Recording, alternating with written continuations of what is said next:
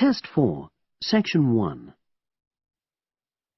You will hear a man called Tim and a woman called Laura discussing preparations for their holiday. First, you have some time to look at questions 1 to 6.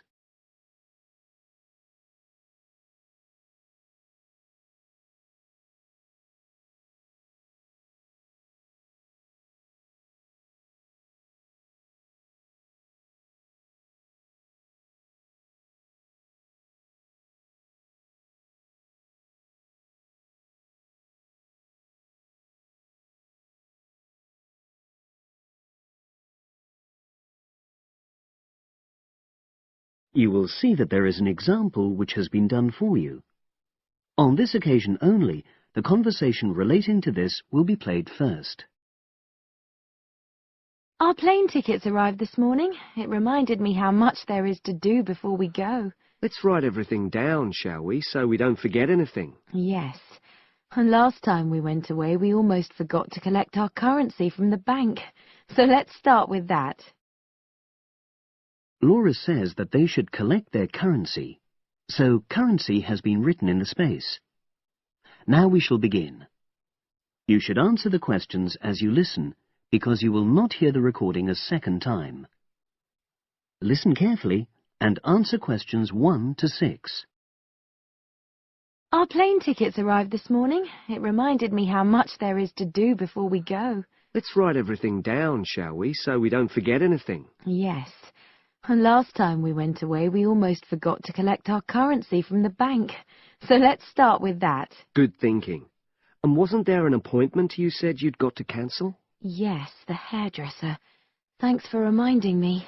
Can you write that down too? The shop will be closed now, but I'll do it first thing on Monday. OK. Then starting on Tuesday, we've got to take the tablets we got from the pharmacy. We really mustn't forget to do that. We're not protected against malaria till we've been taking them for at least 7 days. No, so that's really important. And what about shopping? There's still a few things we've got to buy the next time we're in town. We need some more sunblock, don't we? We've only got that Factor 10 stuff. It won't be strong enough. I've already bought that. But what we do still need to get is sunglasses. The ones I've got aren't good enough, and I don't think yours are either. OK, I've noted that down. And I think I'm going to get another bag too, just a small one. We always seem to come back with more things than we take. Shall we get an extra lock for our suitcase as well, just in case the one we've got breaks? They don't seem to last long. Yes, they are a bit flimsy. OK, right. Oh yes, and we need an adapter for our electrical things, your hairdryer and my shaver. The plugs on them are bound to be the wrong type.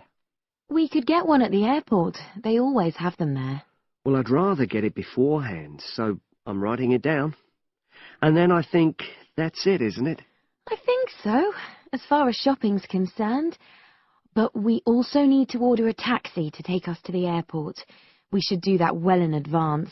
My sister left it too late and she had to take the train with that huge suitcase of hers. I know. She really struggled with it.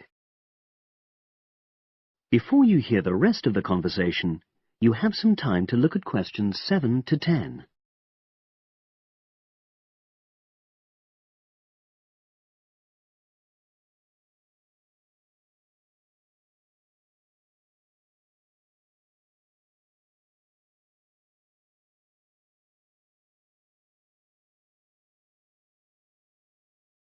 Now listen and answer questions 7 to 10.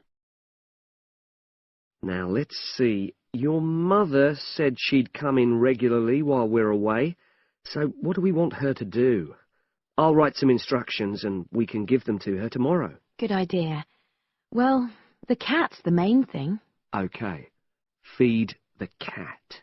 We ought to leave her the vet's details as well, just in case there's a problem. Yes. Have you got them handy? Hang on, I'm just looking. Yes, his name's Colin Jeffrey. Is that spelt with a G? Actually, it's Jeffrey. Quite an unusual spelling, isn't it? And his number? 077 594 128. It's a mobile. OK. And you should write down where it is. It's 4 Street, not sure what number, but it's next to the bus stop, isn't it? That's not a very good landmark, but it's on the other side of the road to the church, so I'll tell her that. Let's hope she won't need a vet anyway. Yes. Right, apart from that, there are the plants to water. Ask her to make sure they don't dry out. Oh, yes, and I've already mentioned the problem with the boiler, and your mum said she'd come round to meet the heating engineer and let him in. Yes, it's a lot for her to do, but we really need to get the problem sorted out. And the earliest date I could get an appointment was April the 30th. Isn't it the day after we go? Yes, we leave on the 29th, and she'll have to hang around till the job's finished. Oh, well, she won't mind, I'm sure. She likes helping people out. Yes, she does. OK. That's it then, I think, unless you can think of anything else. Not at the moment. Leave the list there, and I'll add to it. That is the end of section 1. You now have half a minute to check your answers.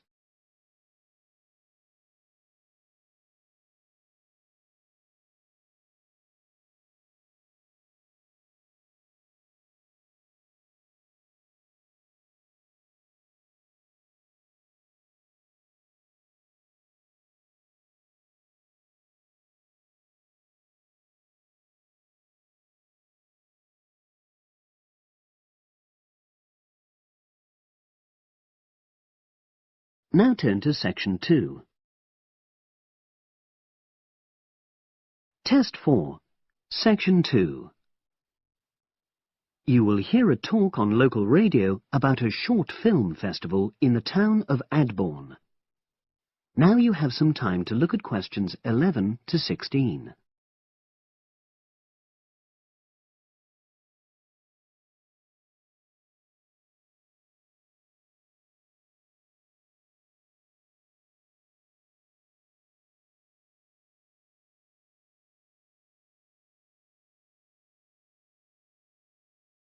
Now listen and answer questions 11 to 16. Today we're pleased to have on the show Fatima Johnson, who is the organiser of the Adborne Film Festival. Welcome, Fatima. Hello. Can you tell us a bit about the background to the festival and what it brings to the town? Well, the festival was started in 1996 by the then Mayor of Adborne, Joanne Smith. She wasn't a filmmaker herself. She'd actually been a very energetic tourism development officer for many years. But Adborne had run a classical music festival, which had been becoming less and less popular in recent years. Joanne was looking around for something to replace it, and to use funds allocated to it to promote something which local people can enjoy. Great. So, tell us about the festival nowadays. Well, it's held in the last 2 weeks of August every year, and short films from all over the world are shown in 3 places, in the theatre and our 2 cinemas. Several films are shown in one performance, and the whole thing lasts about 90 minutes. Tickets are very reasonably priced. Under 12s used to get in for 50p, but now we charge just £1, which is still very good value. £1.50 for students and £2.50 for everyone else. Performances are advertised all around town and also on our website, www.adbornefest.com. If you're interested in attending any performance, you can buy tickets online, of course. And you can also get them in the library, which is right next to the main shopping area. I'm afraid this year tickets are no longer available from either of the 2 cinemas because of restricted opening times. I understand you also run a film competition? Yes, for under 18s. We have a different theme every year. Last year, for example, the theme was Future Planet, and the winner was a 10-minute documentary encouraging youngsters to be more aware of environmental issues, focusing on getting school kids to cycle to school instead of going by car. This year, the theme is Sporting Nation, so There'll also be lots of ideas to choose from. Now, we're always on the lookout for new local talent, so if you live in the Adbourne area and are under 18, you should have a go. We have an excellent prize every year donated by local businesses, shops, hotels, etc. This year, you can win a high-spec movie camera worth over £800. Application forms are on the website, and the deadline for sending in your film to enter the competition is the last day of July. It's May now, so you'll have the whole of June to be working on it. Now you have some time to look at questions 17 to 20.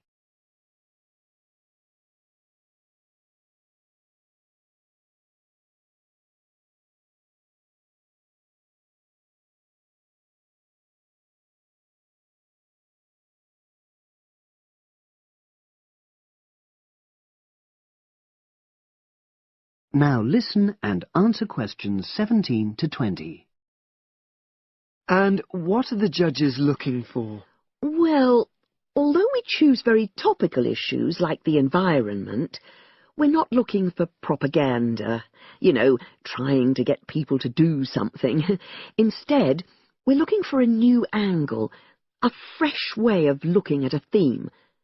And of course, because it's a short film festival, it's not really about a fully worked story with well-rounded characters. It's more about good photography, conveying things visually. And who judges the films?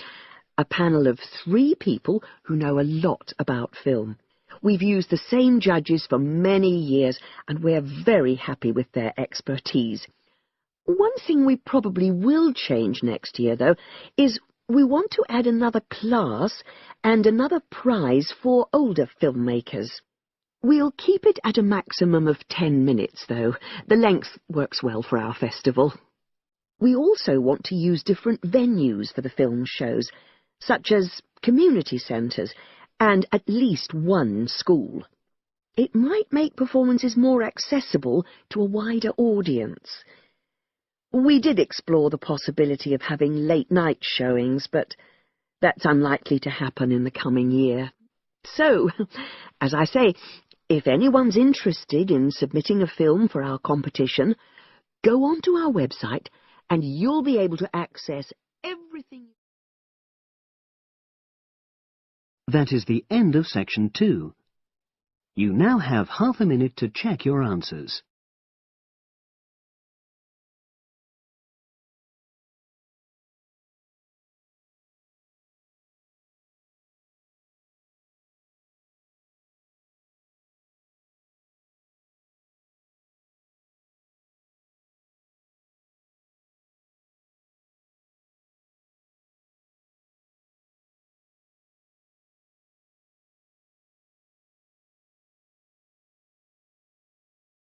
Now turn to section 3. Test 4, section 3. You will hear 2 undergraduates doing a research methods course. A girl called Leela and a boy called Jake having a seminar with their tutor. Now you have some time to look at questions 21 to 24.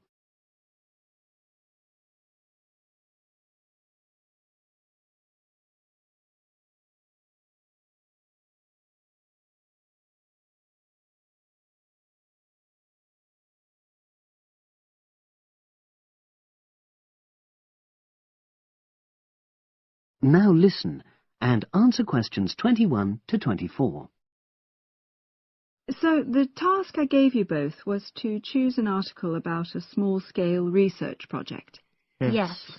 You were then required to try to reproduce the research procedures in your own context, i.e. try it out for yourselves. Yeah, and that's what we've done. Great. So I'd like you to tell me a bit about the article and why you chose it.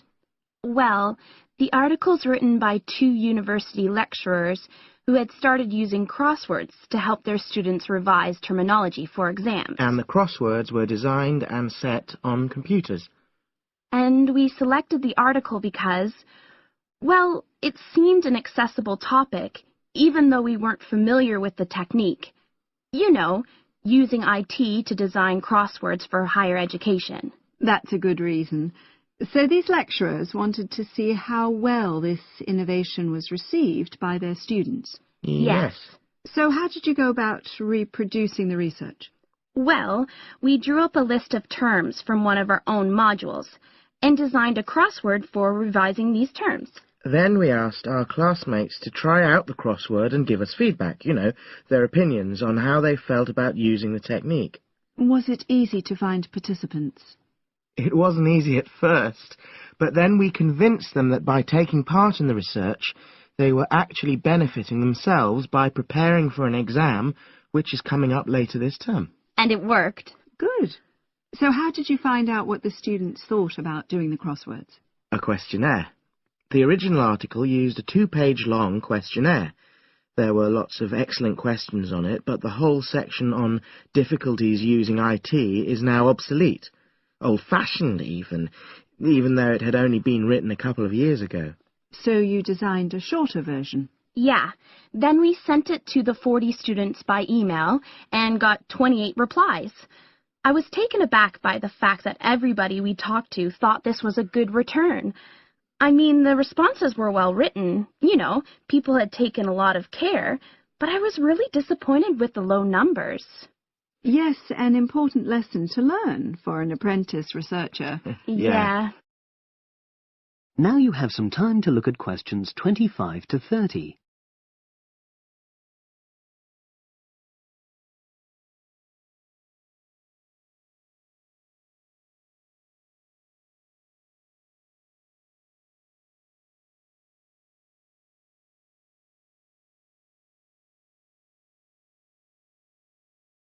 Now listen and answer questions 25 to 30. So what results did you get? Well, basically, the responses were extremely positive. The students said that doing the crossword on a computer helped them really focus on the work in hand and not be distracted, which is something that commonly happens with other ways of doing revision. Yeah, that was really clear.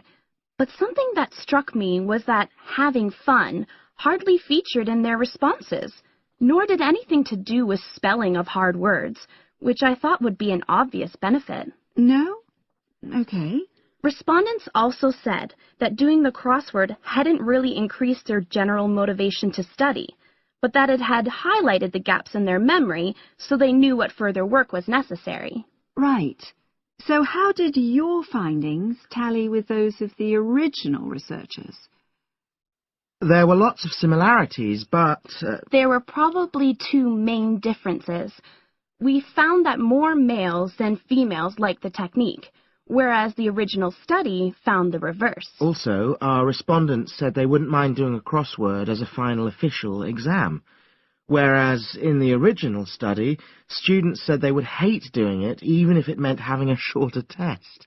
But of course, both sets of respondents said they'd be interested in doing more crosswords for informal purposes, revision, and so forth. Right.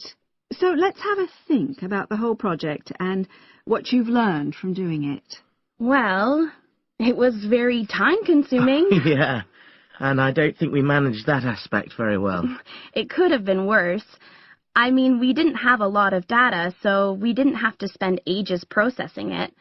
And of course, we'd already done a course on numerical data processing, so there wasn't much new there. Yeah, that's true.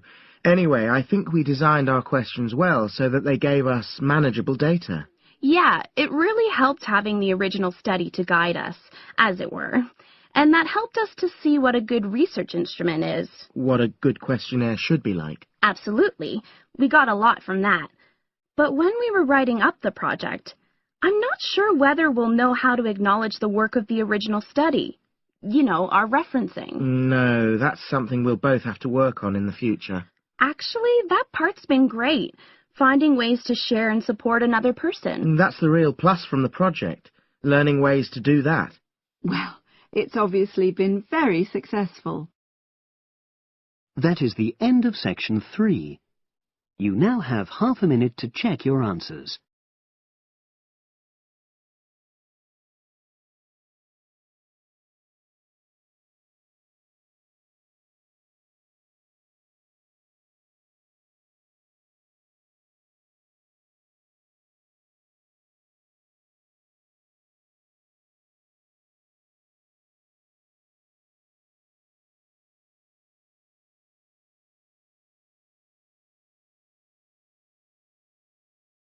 Now turn to Section 4.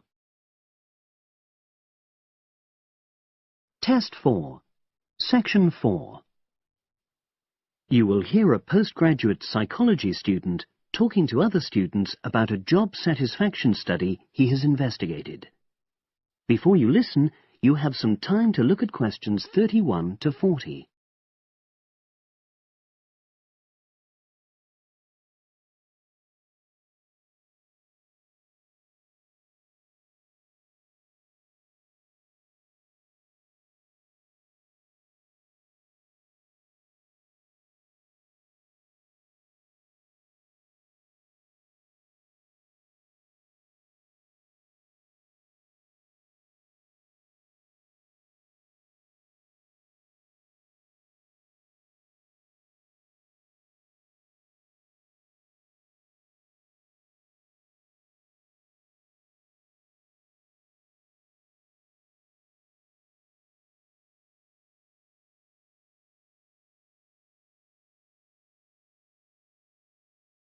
Now listen and answer questions 31 to 40.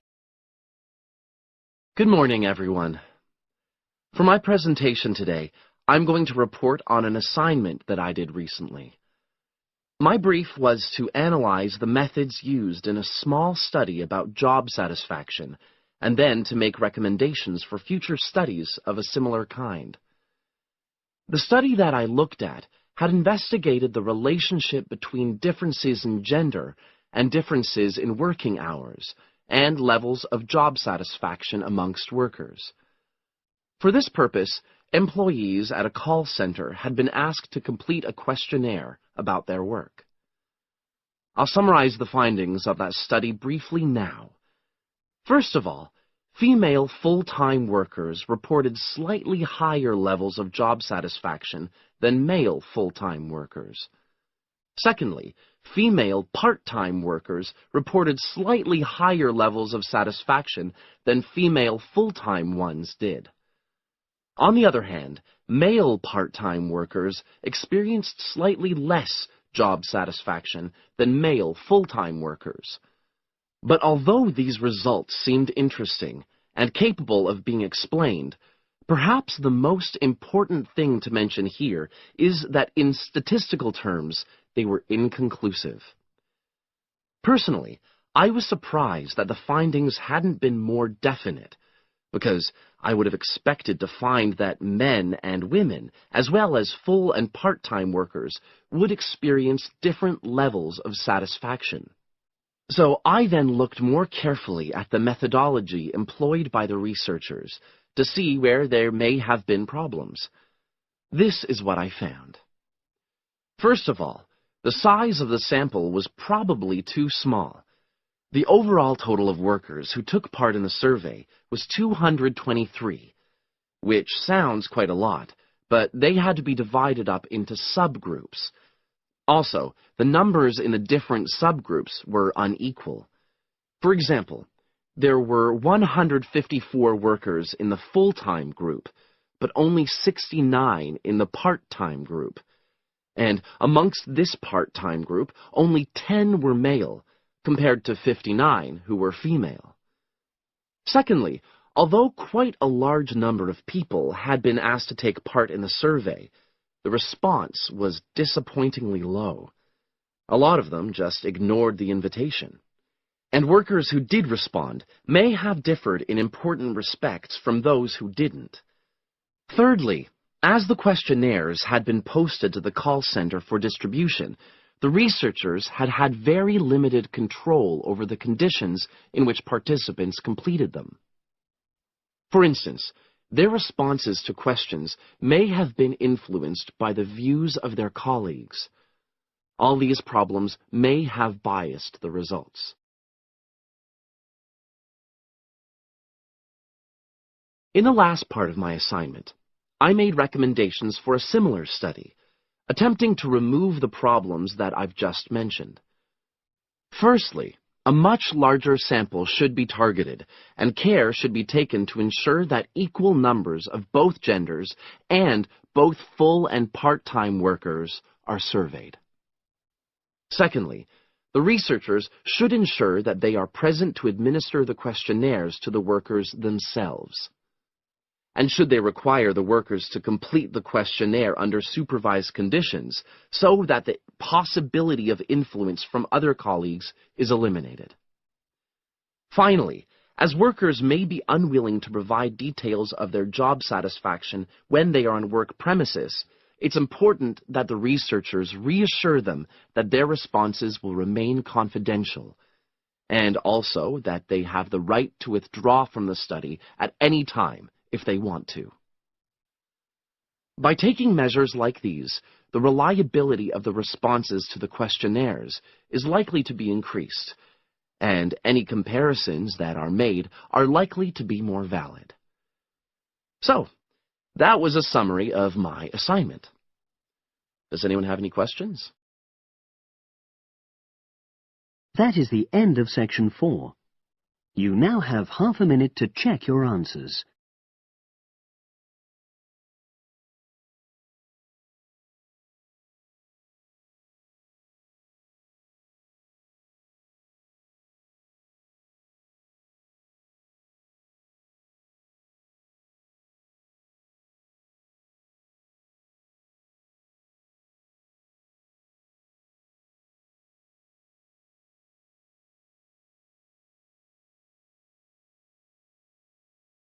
That is the end of the listening test. You now have 10 minutes to transfer your answers to the separate answer sheet.